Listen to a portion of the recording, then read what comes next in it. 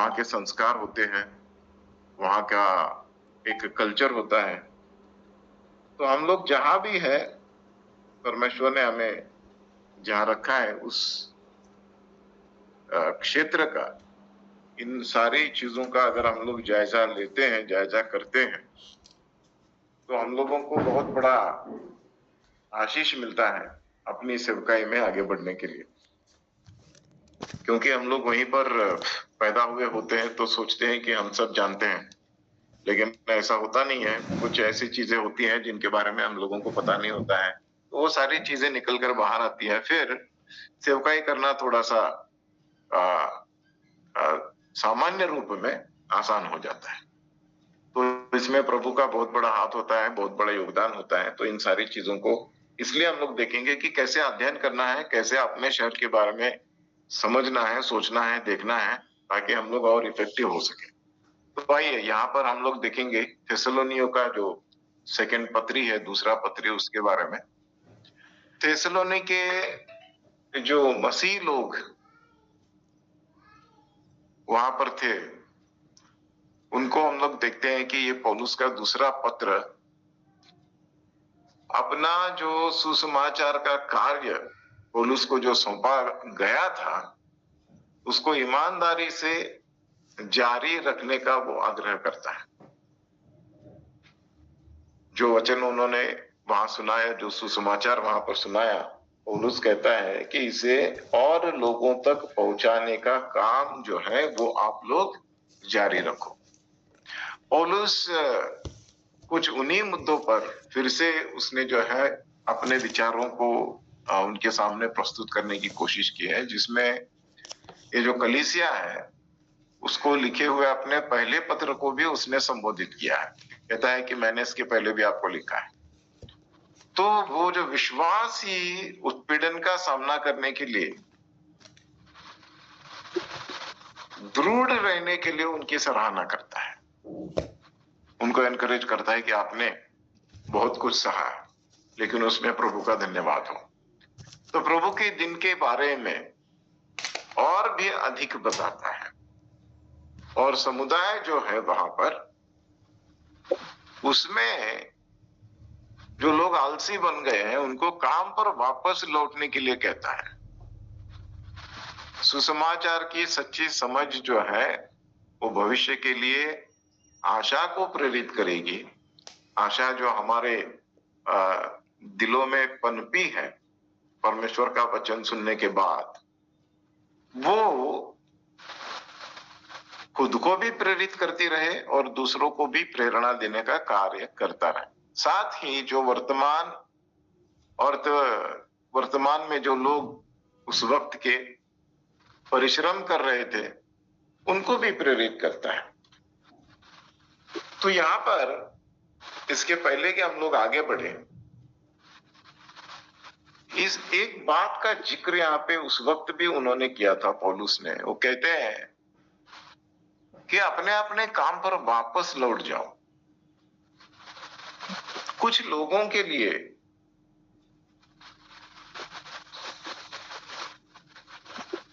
प्रभु के पास आना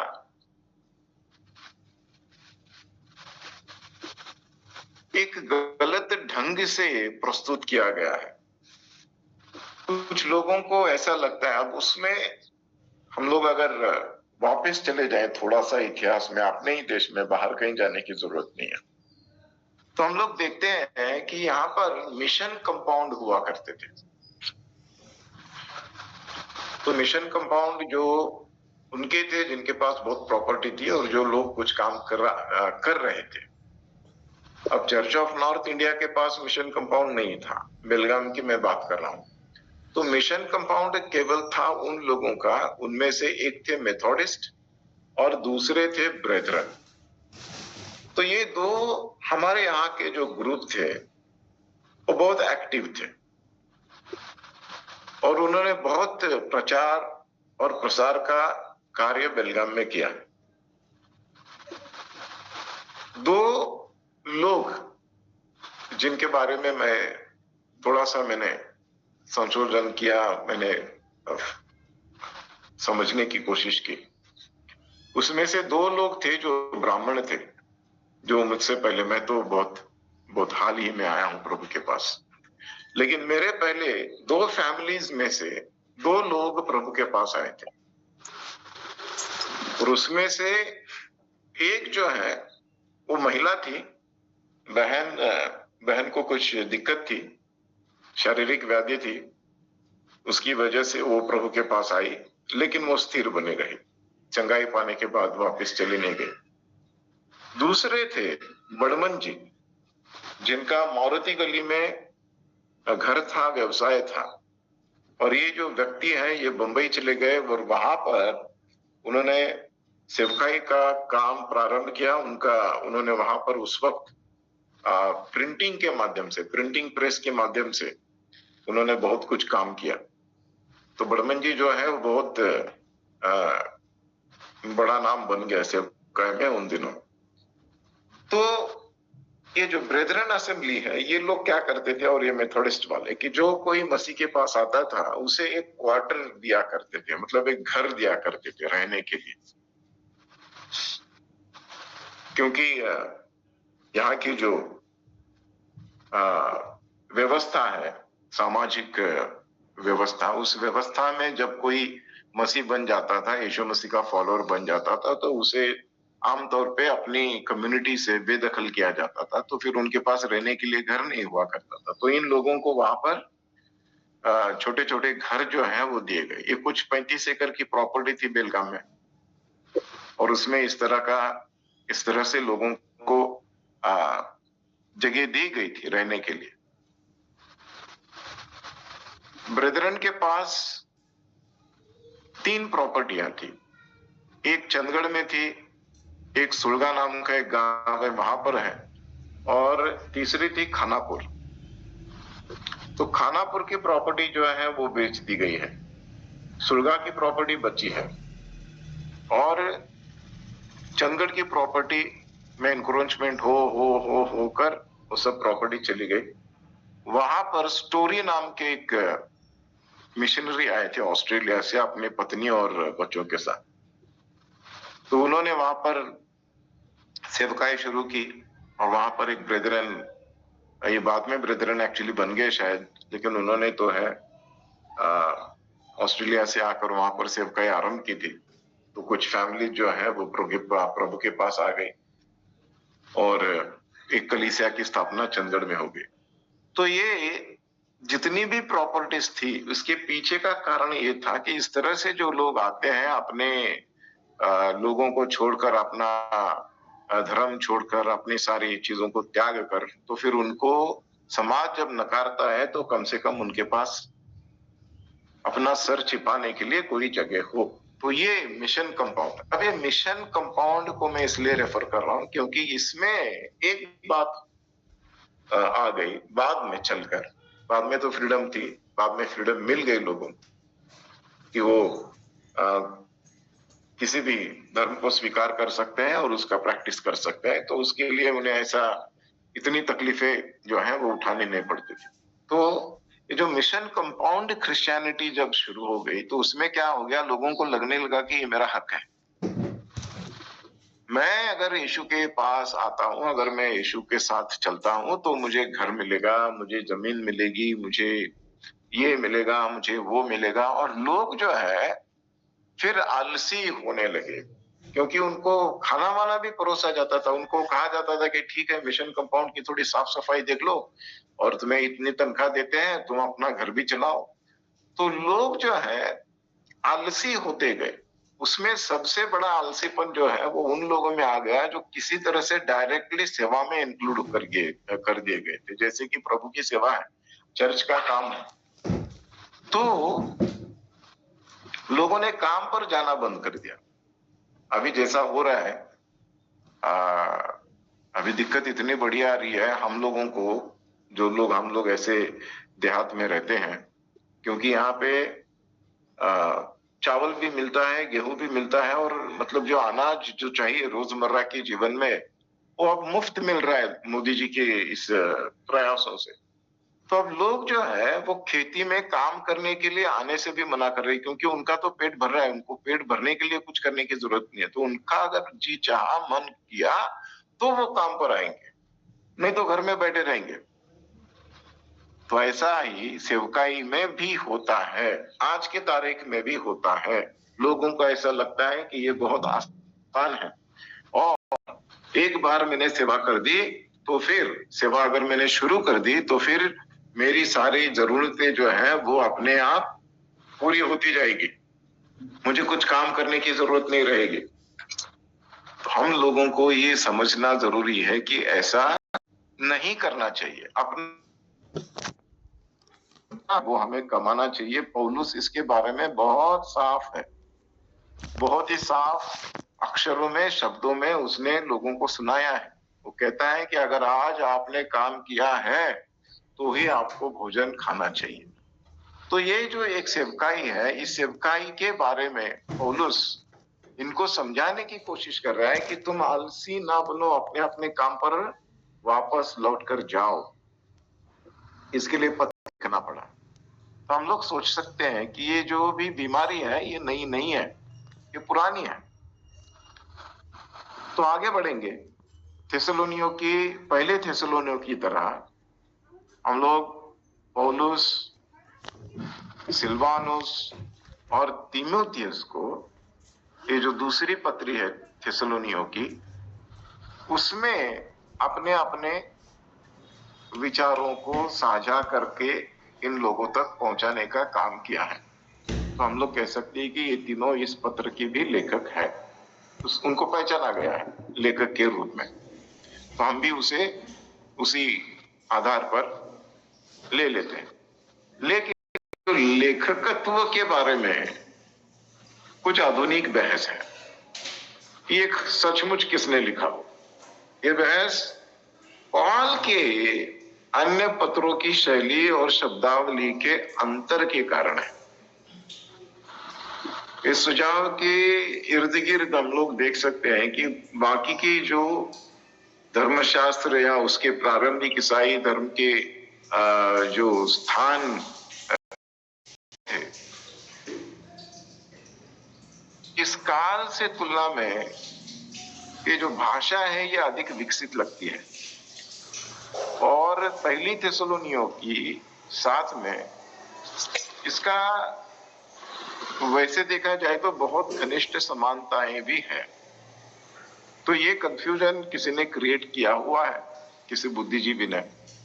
तो ये मैं इसलिए आपको बता रहा हूं क्योंकि हम लोग जैसा है वैसा लेने की कोशिश करते हैं। प्रभु का जो वचन है तो उसको मान ही लेते हैं, लेकिन कुछ बुद्धिजीवी ऐसे होते हैं जो तर्क करते हैं, कुतर्क करते हैं, उसको नापने की, तोलने की कोशिश करते हैं और फिर खुद कंफ्यूज होते हैं और दूसरों को भी कंफ्यूज कर देते हैं। तो ये सिद्धांत की ओर से जाता है कि पौलुस के अलावा किसी अन्य लेखक ने सेकेंड थेसलोनियों की रचना करने के लिए पहले थेसलोनियों की सामग्री का उपयोग किया। ये इनका तर्क है। लेकिन ये हो सकता है कि पौलुस को लगा होगा कि उसे एक ही मामले पर दो बार जोर देने की जरूरत है। बहुत बार ऐसा होता है। कभी कभार मैं भी एक ही वचन को बार बार पढ़ने के लिए कहता हूं, क्योंकि मैं जानता हूं कि ये जो वचन है ये हमारे लिए बहुत मायने रखता है। ये हमारे आत्मा में इस वचन को बैठना है, घर करना है उसने अपना वहां पर। इसलिए मैं कभी कभी एक ही वचन को बार बार रिपीट करता हूं। तो यहाँ पर ये जो तर्क दिया गया है कि शायद दो बार जोर देने की जरूरत शायद उसे आन पड़ी, क्योंकि उसे लगा कि जो बात वो कर रहा है वो बहुत ही इंपॉर्टेंट है, और जब इंपॉर्टेंट होती है तो हम लोग उसको दोहराते हैं।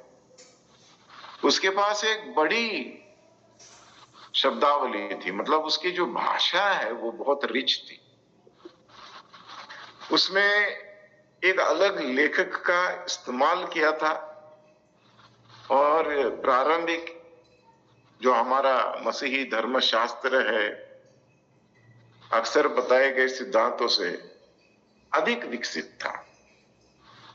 इसके अलावा हम लोग देखते हैं कि ये जो दूसरा थिस्सलुनीयों का प्रारंभिक जो कलीसिया है, उसके जो बुजुर्ग थे, जिनको हम लोग पिता भी कह सकते हैं, उन लोगों ने सर्वसम्मति से पौलुस के इस रूप को भी स्वीकार किया था, इस पत्री को भी स्वीकार किया था, इन विचारों को भी स्वीकार किया था, उसमें उनकी कोई दो राय नहीं थी। तो दूसरी थिस्सलुनीयों के जो प्राप्त करता है, जिनको ये एक्चुअली एड्रेस किया गया, वो उत्तरी ग्रीस के मैसेडोनिया प्रांत के थिस्सलुनीका के ईसाई थे, जहां पौलुस और उनके साथियों ने एक कलीसिया की स्थापना की थी, जिसके बारे में हम लोग देख सकते हैं एक्ट्स का 17वां अध्याय 1 से लेकर 9 तक, और थिस्सलुनीयों का जो परिचय हम लोगों ने देखा था इसके पहले, उसमें भी हम लोगों ने इसके बारे में जिक्र किया हुआ। तो प्रेरितों के काम की किताब 17वां अध्याय 1 से 9 तक अगर हम लोग पढ़ेंगे तो फिर हमें इस मिशनरी जर्नी के बारे में और इस कलीसिया की स्थापना के बारे में देखने को मिलता है। तो ये जो पत्र है पहले थिस्सलुनीयों को, जो हम लोगों ने देखा था कि करीब करीब 50-51 ईस्वी के आसपास कुरिन्थ से भेजा गया था, और इस तरह के इस पत्र को लिखे जाने की तारीख और स्थान के बारे में उतने सुराग नहीं मिलते हैं हमको इस सेकंड थिस्सलुनियंस के बारे में, जितने सुराग पहले थिस्सलुनियों के बारे में मिले उतना सेकंड थिस्सलुनियों के बारे में नहीं मिलते। हालांकि दोनों पत्रों में कई समान मुद्दे शामिल हैं, सेम टॉपिक पर डिस्कशन किया गया है, इसलिए सेकेंड थिस्सलुनियन को संभवतः पहले थिस्सलुनियों के तुरंत बाद जो पौलुस की दूसरी मिशनरी यात्रा शुरू हो गई, उसके अंत के करीब शायद लिखा गया होगा। तो हम लोग कह सकते हैं कि ये सब कुछ जो घटनाएं घटी है वो ईस्वी सन 49 से लेकर 50 से लेकर 51 तक, इन 3 सालों में ये सब घटनाएं घटी हैं। तो दूसरा थिस्सलुनियों का दूसरा अध्याय का 15वां वचन जरा पढ़ लेते हैं। Second Thessalonians chapter 2 and verse 15।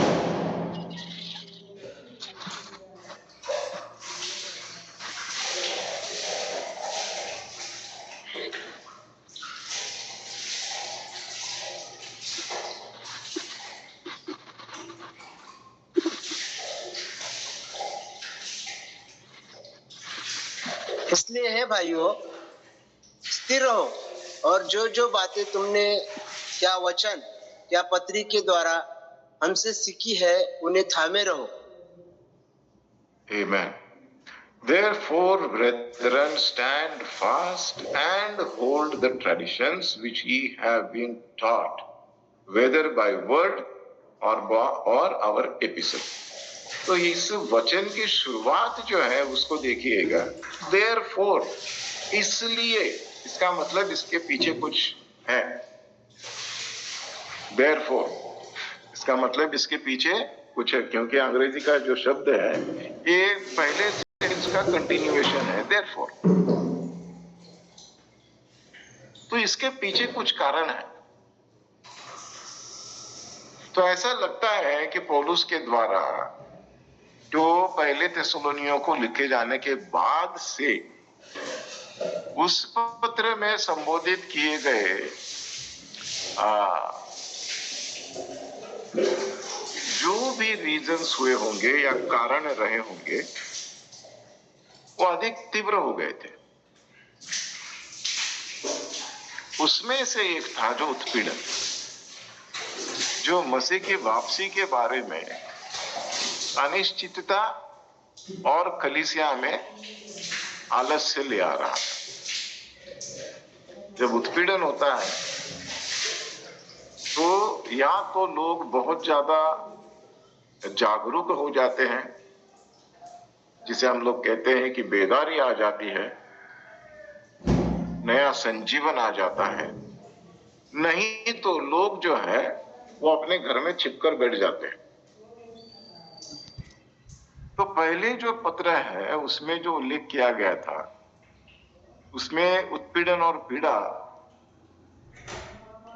जिसका जिक्र पहली पत्र में किया था, उसका जिक्र यहाँ पर होता है फिर से, और कहते हैं कि अभी भी जारी थी। तो थेसलोनी को जिन लोगों के वश में ये गांव है या ये शहर है, वहां के लोगों ने भरकस कोशिश की थी कि किसी तरह से इन लोगों का फिर से मसीह धर्म से वापस इनको ले आया जाए। तो उन्होंने अपनी कोशिश जारी रखी। तो लोग आसानी से किसी चीज को छोड़ते नहीं है। तो सेकंड थेसलोनियंस में उसका पहला अध्याय, उसका 5वां वचन और 6वां वचन पढ़ लेते हैं, समझने की कोशिश करते हैं कि ये यहाँ पर क्या हो रहा है। तो यहाँ पे लिखा है, जी पढ़िएगा। यह परमेश्वर के सच्चे न्याय का स्पष्ट प्रमाण है कि तुम परमेश्वर के राज्य के योग्य ठहरो, जिसके लिए तुम दुख भी उठाते हो, क्योंकि परमेश्वर के निकट यह न्याय है कि जो तुम्हें क्लेश देते हैं उन्हें बदले में क्लेश दे। तो यहाँ पे लिखा है साफ साफ शब्दों में, जैसे पौलुस कहता है, which is a manifest token of the righteous judgment of God, that he may be counted worthy of the kingdom of God, for which ye also suffer. Seeing it is a righteous thing with God to recompense tribulation to them that trouble you. तो जो आशीष है तो आशीष है, उसमें कुछ बदलाव नहीं किया जा सकता है। जो आशीष परमेश्वर ने अब्राहम को दिया था, जो आशीष उसने पहले दिया था, वहां पर एक मेंशन है खासकर, I will bless those who bless you. तो जो लोग आशीषित करते हैं उनको आशीष प्राप्ति होगी। उसको वहीं पर रोकता नहीं है परमेश्वर, कहता है कि जो लोग तुम्हें तकलीफ देंगे उन्हें मैं तकलीफ भी दूंगा। So this will continue, this trend will continue, क्योंकि परमेश्वर की जो प्रतिज्ञाएं हैं वो कभी बदलने वाली नहीं है। इसलिए हम लोग ये बार बार कहते हैं कि God is same yesterday, today and forever. वो कभी बदलने वाला नहीं है और उसका वचन भी कभी बदलने वाला नहीं है। थोड़ा सा आगे बढ़ते हैं और पहले थेसलोनी की किताब को खोलते हैं फिर एक बार, और उसका पहले अध्याय का 6वां वचन, फर्स्ट थेसलोनियंस चैप्टर 1 वर्स 6। और तुम बड़े क्लेश में पवित्र आत्मा के आनंद के साथ वचन को मानकर हमारी और प्रभु की सी चाल चलने लगे। Amen. And ye became followers of us and of the Lord, having received the word in much affliction. But how? With joy of the Holy Ghost. So this is something very important. जब उत्पीड़न सह रहे हो तभी तुम आनंद के साथ, जो पवित्र आत्मा से तुम्हें प्राप्त हुआ है, इस वचन को तुम लोगों ने पाया है। थोड़ा सा आगे बढ़ते, दूसरा अध्याय उसका 14वां वचन। 14 जी, दूसरा अध्याय 14वां वचन। इसलिए कि तुम हे भाइयों परमेश्वर के उन कलीसियाओं की सी चाल चलने लगे जो यहूदिया में मसीह यीशु में है, क्योंकि तुमने भी अपने लोगों से वैसा ही दुख पाया जैसा उन्होंने यहूदियों से पाया था। Amen. For ye, brethren, became followers of the churches of God which in Judea are in Christ Jesus. For ye also have suffered like things of your own countrymen, even as they have of the Jews. तो ये उत्पीड़न जो है ये बरकरार है, ये चलता जा रहा है। तीसरा अध्याय देखते हैं, उसका तीसरा और चौथा वचन पढ़ लीजिए। We'll move to chapter 3 and read from verses 3 and 4. पहला थिस्सलुनीके सर। जी जी बिल्कुल, पहले थिस्सलुनीके में हम लोग कि कोई इन क्लेशों के कारण डगमगा न जाए, क्योंकि तुम आप जानते हो कि हम इन्हीं के लिए ठहराए गए हैं। क्योंकि पहले भी जब हम तुम्हारे यहाँ थे तो तुमसे कहा करते थे कि हमें क्लेश उठाने पड़ेंगे, और ऐसा ही हुआ है, और तुम जानते भी हो। Amen, amen. That no man should be moved by these afflictions, for yourselves know that we are appointed thereunto. For verily, when we were with you, we told you before that we should suffer tribulation, even as it is came to pass, and ye know. तो इसमें से कुछ छिपा नहीं है, इसमें से कोई ऐसी अनहोनी घटना नहीं घट रही है जिसके बारे में कोई व्यक्ति पहले से परिचित नहीं है या पहले से इसके बारे में जानता नहीं है। तो पौलुस का जो शिक्षा के बावजूद ये जो भी समुदाय है, इसमें से जो कुछ लोग स्पष्ट रूप से ये कह रहे थे कि प्रभु का दिन पहले ही आ चुका है। अब कंफ्यूजन जो है वो कैसे बढ़ता है, कैसे ये जो डिस्कॉर्ड अंग्रेजी में कहते हैं, ये कैसे कोई फूट जो है वो डाल सकता है। तो सबसे बड़ा जो एक रहस्य था या रहस्य है प्रभु के वापिस आने का, उन लोगों ने ये कह दिया कि प्रभु का दिन पहले ही आ चुका है। तो इसके बारे में भी देखते हैं, दूसरे थिस्सलुनीकियों की किताब उसका दूसरा अध्याय 1 और 2 पढ़ते हैं। 1 और 2 जी, दूसरा अध्याय 2 Thessalonians chapter 2 verses 1 and 2। हे भाइयों, अब हम अपने प्रभु यीशु मसीह के आने और उसके पास अपने इकट्ठा होने के विषय में तुमसे विनती करते हैं कि किसी आत्मा या वचन या पत्री के द्वारा जो कि मानो हमारी ओर से हो, यह समझ कर कि प्रभु का दिन आ पहुंचा है, तुम्हारा मन अचानक स्थिर ना हो जाए और ना तुम घबराओ। आमीन। यहाँ पर डर का माहौल पैदा करने की कोशिश की गई है, लोगों को डराने की कोशिश की गई है। तो उससे भी पौलुस उनको आगाह करता है कि भाई देखिए, आप मत डरो, डरने की जरूरत नहीं है। कोई व्यक्ति अगर ऐसी बातें करता है या रूप में भी तुम्हारे में तुम चिंता ना करो। थोड़ा सा इसको हम लोगों को कंपेयर करके देखना पड़ेगा। वापस चलते हैं पहले थिस्सलुनीकियों की किताब के 5वें अध्याय में और उसका 1 से लेकर 11 तक पढ़ते हैं। पहले थिस्सलुनीकियों की किताब 1 Thessalonians chapter 5 starting from verse 1 to 11। पर हे भाइयों, इसका प्रयोजन नहीं कि समयों और कालों के विषय में तुम्हारे पास कुछ लिखा जाए, क्योंकि तुम आप ठीक जानते हो कि जैसा रात को चोर आता है वैसा ही प्रभु का दिन आने वाला है। अब जो लोग कहते होंगे कुशल है और कुछ भय नहीं, तो उन पर एकाएक विनाश आ पड़ेगा।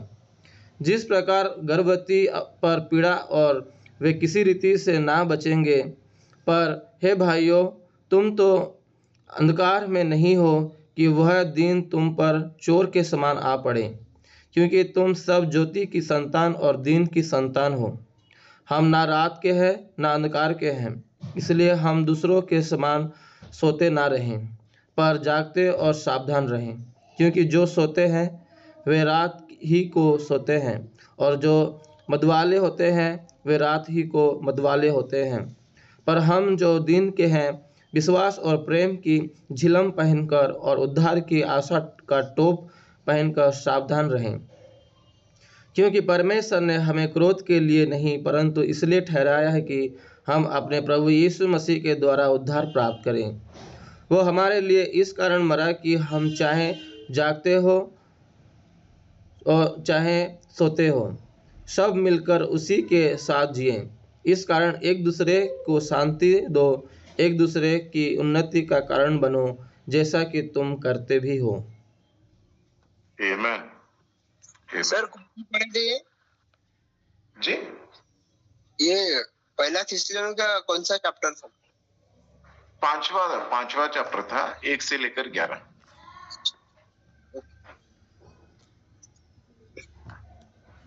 तो हम लोग देखते हैं कि इसके अलावा भी थिस्सलुनियों की जो कुछ मसीही लोग थे, उन लोगों ने स्पष्ट रूप से निर्णय लिया था कि उन्हें जीविका के लिए काम करने की आवश्यकता नहीं है। जो इश्यू मैं एड्रेस कर रहा हूं, इसकी जड़ जो है वो बहुत पुरानी, बहुत लंबी और बहुत गहरी है।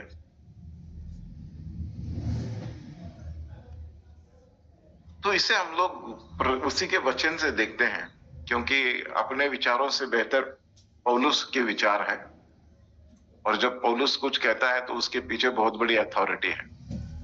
तो दूसरे थिस्सलुनियों की किताब का 3रा अध्याय और उसका 10 से लेकर 12 पढ़ते हैं। क्योंकि जब हम तुम्हारे यहाँ थे तब भी यह आज्ञा तुम्हें देते थे कि यदि कोई काम करना ना चाहे तो खाने भी ना पाए। हम सुनते हैं कि कुछ लोग तुम्हारे बीच में अनुचित चाल चलते हैं और कुछ काम नहीं करते पर दूसरों के काम में हाथ डाला करते हैं।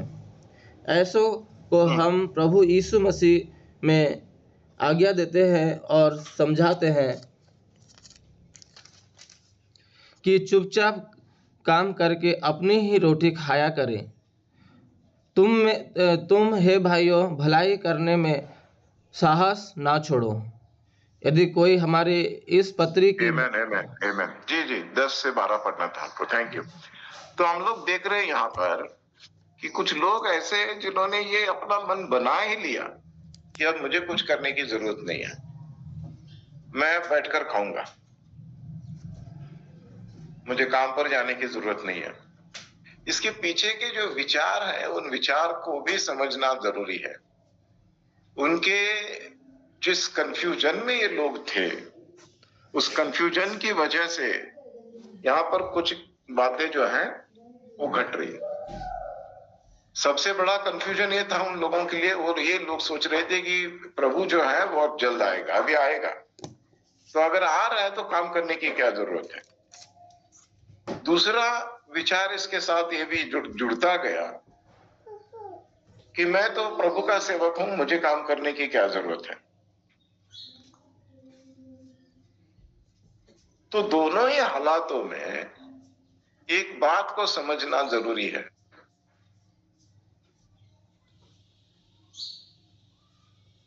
कि चाहे प्रभु की सेवा डायरेक्टली हम करते हैं या इनडायरेक्टली करते हैं, दोनों हालातों में हमें ये देखना जरूरी है कि हम काम कर रहे हैं।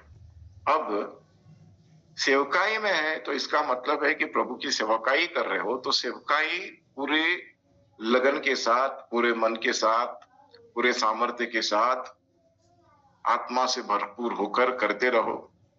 काम का मतलब ये भी है कि प्रार्थना करो।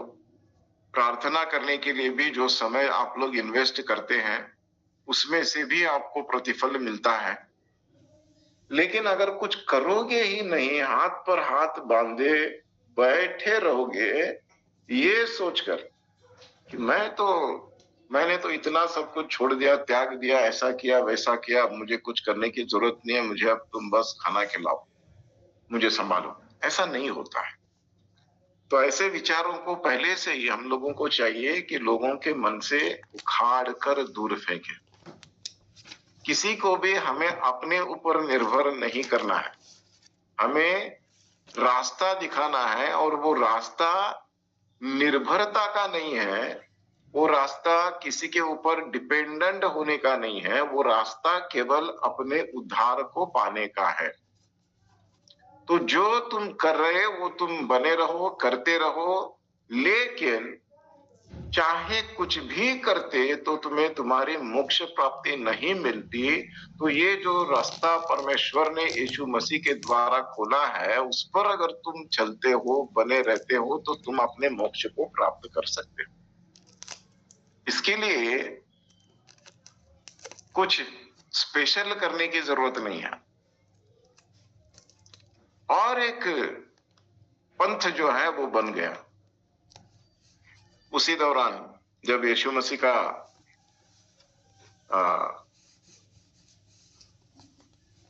परमेश्वर के पास वापस लौट कर जाने के दिन के बाद कुछ लोग जो मसीह बन गए, उनमें से कुछ लोग ऐसे बन गए मसीह जो यूहन्ना की तरह अपने आप को गुफाओं में, अरण्य में, जंगल में, उस रेगिस्तान में ले गए, अपने आप वहां रहा करते थे। उन्होंने अपना पूरा का पूरा जो क्या कहते हैं, कनेक्शन जो है लोगों से तोड़ दिया। This was extremism. तो जैसे वैराग्य है वैसे ये वैराग्य बन गए। इन्होंने सब कुछ छोड़ दिया, त्याग दिया, अपना घर परिवार सब, पैसा संपत्ति सब छोड़ के, बदन ढकने के लिए जो कपड़े थे उन कपड़ों के साथ ये वापस, मतलब वो कहीं जंगल में, कहीं गुफा में जाके बैठ गए। तो ये सब इसलिए होता है कि हुआ है क्योंकि जैसे कि होशिया की किताब में लिखा हुआ है, 4 अध्याय 6 आयत में, होशिया chapter 4 verse 6, My people are destroyed for the lack of knowledge। क्योंकि उनके पास ज्ञान की कमी है, इसलिए मेरे लोगों का नाश हो रहा है।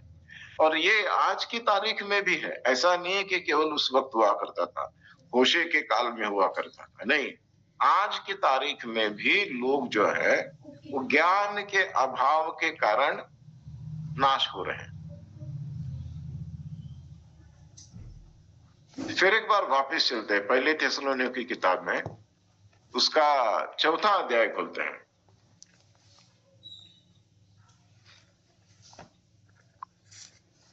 चौथा कितना? 11 और 12वां वचन। और जैसी हमने तुम्हें आज्ञा दी है वैसे ही चुपचाप रहने और अपना अपना काम काज करने और अपने अपने हाथों से कमाने का प्रयत्न करो, ताकि बाहर वालों से आदर प्राप्त करो और तुम्हें किसी वस्तु की घटी ना हो। आमीन। तो यहाँ पे फिर एक बार इसी चीज को वो संबोधित करते हैं, and that ye study to be quiet and to do your own business and to work with your own hands as we commanded you, that ye may walk honestly toward them that are without, and that ye may have lack of nothing। तो बार बार इस बात का जिक्र जो है वो किया गया है, वो हमारे लिए भी है। ये आज की तारीख में भी हम लोगों को सीखना और जानना जरूरी है कि आई मस्ट वर्क। मुफ्त की रोटी तोड़ने के लिए हम लोग सेवकाई में नहीं आए हैं। We have come because we have the greatest responsibility to be a good witness for Christ. बहुत बड़ी जिम्मेदारी है ये अरे गहरे नत्थु खैरे का काम नहीं है, बहुत बड़ी जिम्मेदारी है। It is a greatest responsibility to present the kingdom of God upon this earth.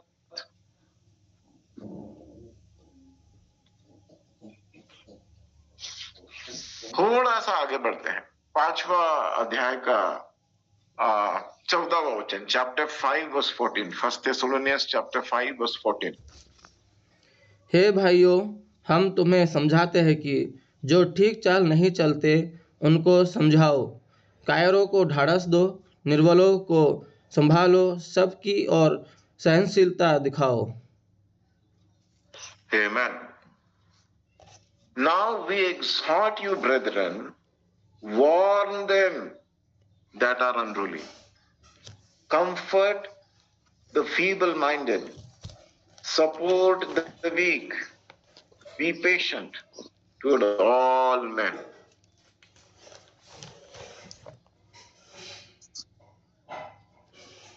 Warn them that are unruly.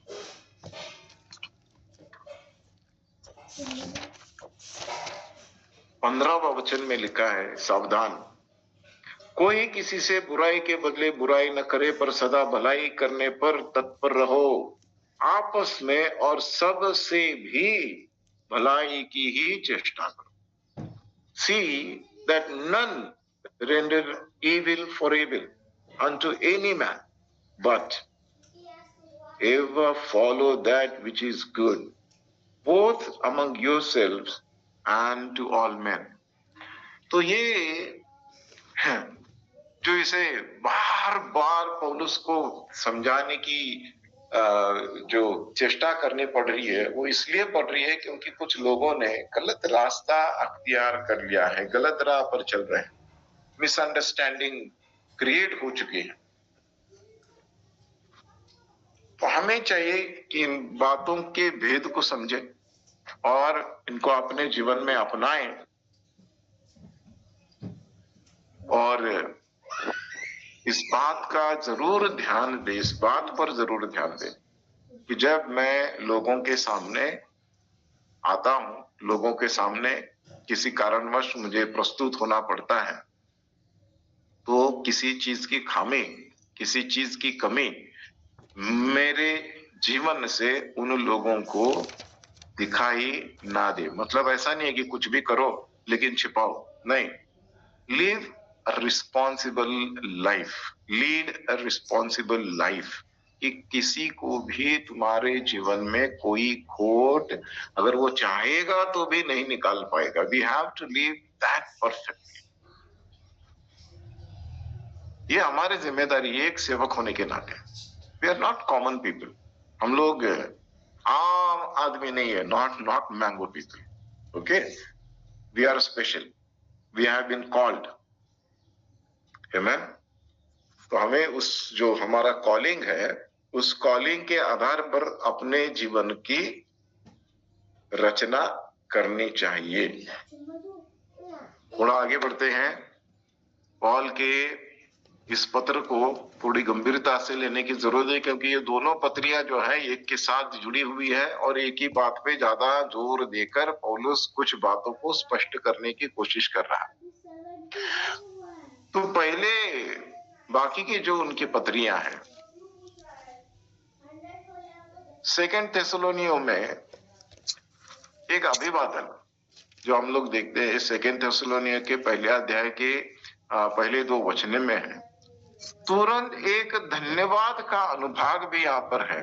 पहला अध्याय 3 वचन से लेकर 12वें वचन तक।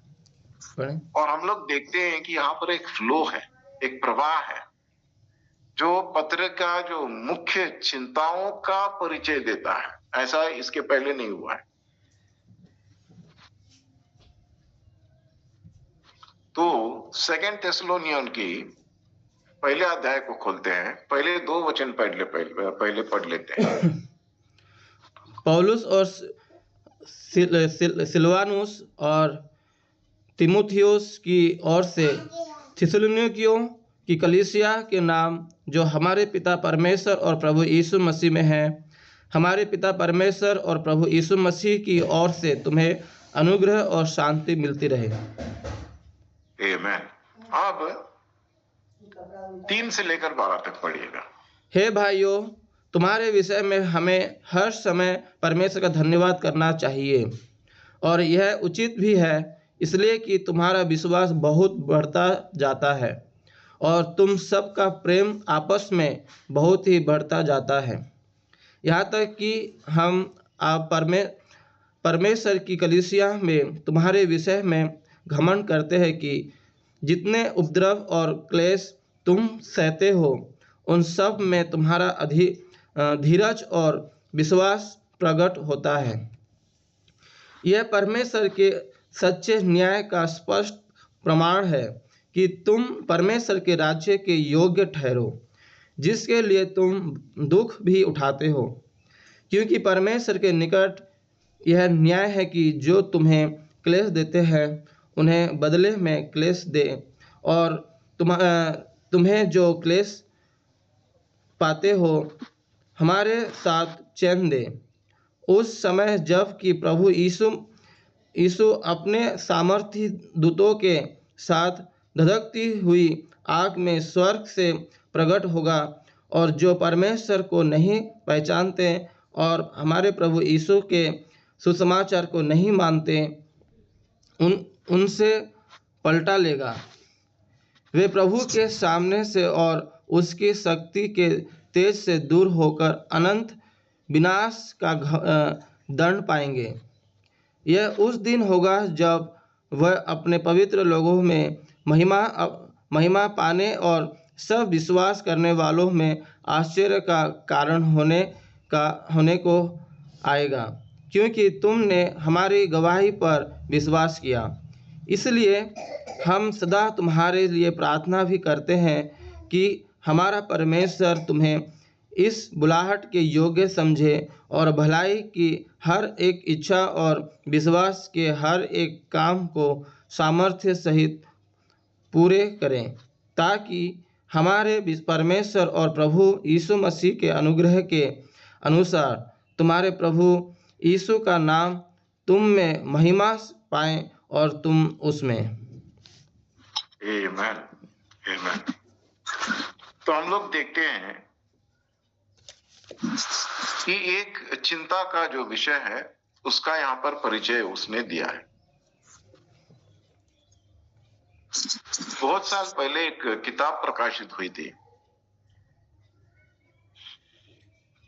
जो डिसाइपलशिप के बारे में थी, और उस किताब में कुछ लोगों का उदाहरण जो है उनका अध्ययन करके देख के उनके जीवन की ओर, जो अन्य जाति से आए, उनकी ओर देखकर इस किताब को उस व्यक्ति ने लिखा था। Celebration of discipline. तो जो लोगों को लगता है कि मैंने प्रभु के लिए बहुत कष्ट उठाया है, मैंने ये किया, मैंने वो किया, मैंने ये छोड़ा, मैंने वो छोड़ा, मैंने ये त्यागा, तो वो लोगों को ऐसे लगने लगता है आगे चलकर, उनकी मानसिकता ऐसी बन जाती है, क्योंकि मैंने इतना सब कुछ सैक्रिफाइस किया है, मैंने इतना सब कुछ छोड़ा है, तो मुझे थोड़ी सी लीनियंसी मिलनी चाहिए। मेरी तरफ जो है लोग थोड़ा सा मुझे थोड़ा सा आजादी मिलनी चाहिए कि अगर मैं कुछ गलत भी करता हूं तो उसका वो लोग हिसाब ना करें। मुझे थोड़ी आजादी चाहिए, थोड़ी फ्रीडम चाहिए। मैंने इतना किया है, मैंने इतना छोड़ा है, मैंने यही छोटी सी गलती कर दी, उसमें इतना बड़ा क्या।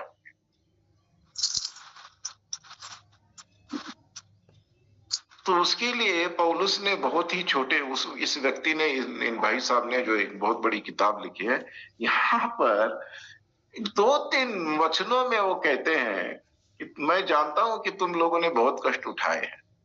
अच्छी बात है कि तुम लोगों ने परमेश्वर के लिए कष्ट उठाए हैं, और वो कहता है कि हमारे परमेश्वर और प्रभु यीशु मसीह के अनुग्रह के अनुसार हमारे प्रभु यीशु के नाम तुम में महिमा पाए और तुम उसमें महिमा पाओ। आमीन। लेकिन इसका मतलब ये नहीं है कि मैंने कुछ कष्ट उठाए हैं इसलिए मुझे कुछ स्पेशल प्रिविलेजेस चाहिए। I can not demand anything from anyone. अगर तुम्हें कुछ चाहिए तो प्रभु से मांगो, but I can not demand it from people.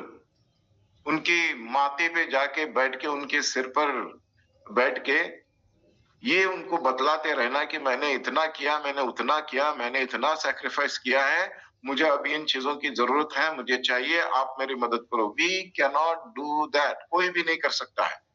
Nobody has that authority.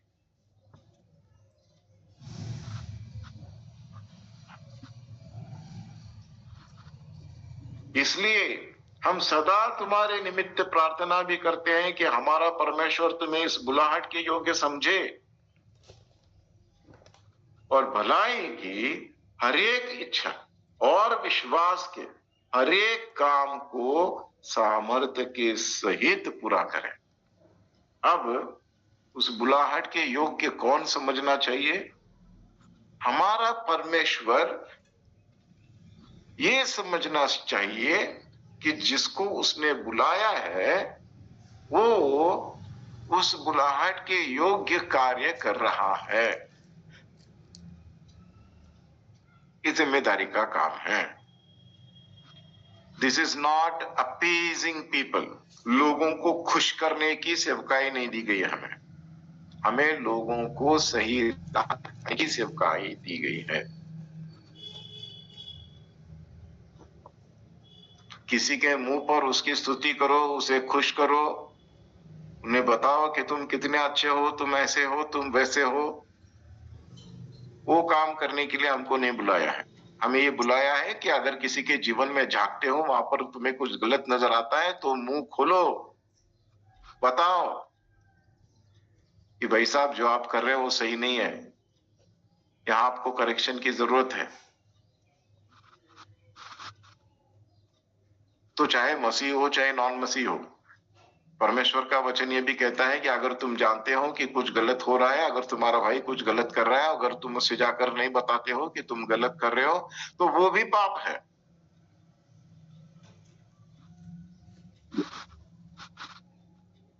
तो अगर मेरी नजरों के सामने कुछ गलत हो रहा है तो मुझे चाहिए कि पौलुस जैसा स्टैंड मैं लूं, अपने भाई अपने बहनों को बताऊं कि भाई बहन देखो, तुम्हें ये नहीं करना चाहिए। तुम्हारे जीवन पर परमेश्वर की बुलाहट है, परमेश्वर ने तुम्हें अपने बेटी के रूप में, अपने बेटे के रूप में अपनाया है और तुम्हारी ये जिम्मेदारी है कि तुम एक अच्छा रिस्पॉन्सिबल क्रिश्चियन बनो और लोगों के सामने उसी तरह से पेश आओ, ताकि जो कोई भी तुम्हारे जीवन की ओर देखेगा वो तुममें प्रभु के कार्य को देखेगा। उसमें परमेश्वर की महिमा है। यीशु का नाम तुम में महिमा पाए।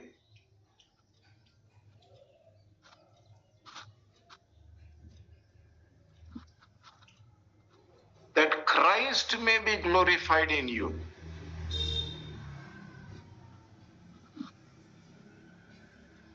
तो ये वो सिखाने की कोशिश कर रहा है इन लोगों को तकरीबन 2025 साल पहले, 2030 साल पहले, उन विश्वासियों को जो हमसे कई शतक पहले के।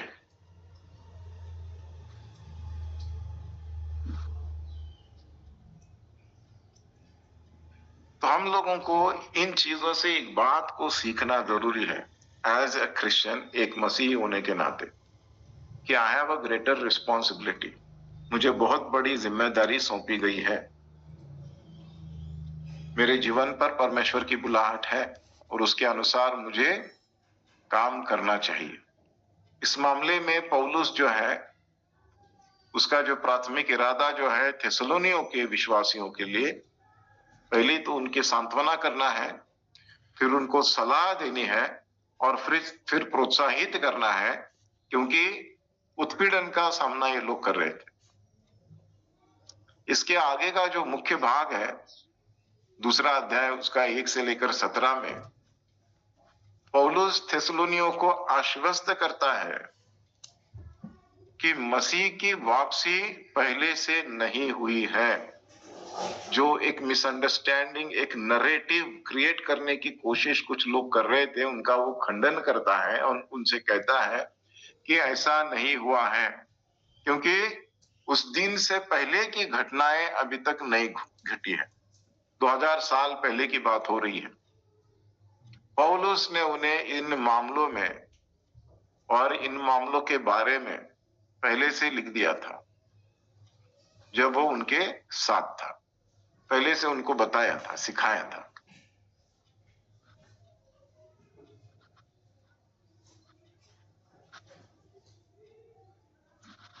तो हम लोगों को एक जिम्मेदारी का एहसास होना जरूरी है एज अ क्रिश्चियन, एक मसीह होने के नाते, और उस जिम्मेदारी के साथ इस प्रभु के राज्य को बढ़ाने की जो हमें आज्ञा दी गई है, उस आज्ञा पर हमको अमल करना चाहिए। तो दूसरा अध्याय का दूसरा थिस्सलुनिय का दूसरा अध्याय का 5वां वचन जरा पढ़ लीजिए। Second Thessalonians chapter 2 and verse 5। क्या तुम्हें स्मरण नहीं कि जब मैं तुम्हारे यहाँ था तो तुमसे ये बातें कहा करता था? Amen. Amen. Remember ye not that when I was yet with you, I told you these things. जो मैं तुम्हें फिर से खत के द्वारा आपकी मेमोरी को रिफ्रेश करने की कोशिश कर रहा हूं, ये सब बातें मैंने आपके साथ पहले ही साझा की थी, पहले ही मैंने आपको बताया था, समझाया था।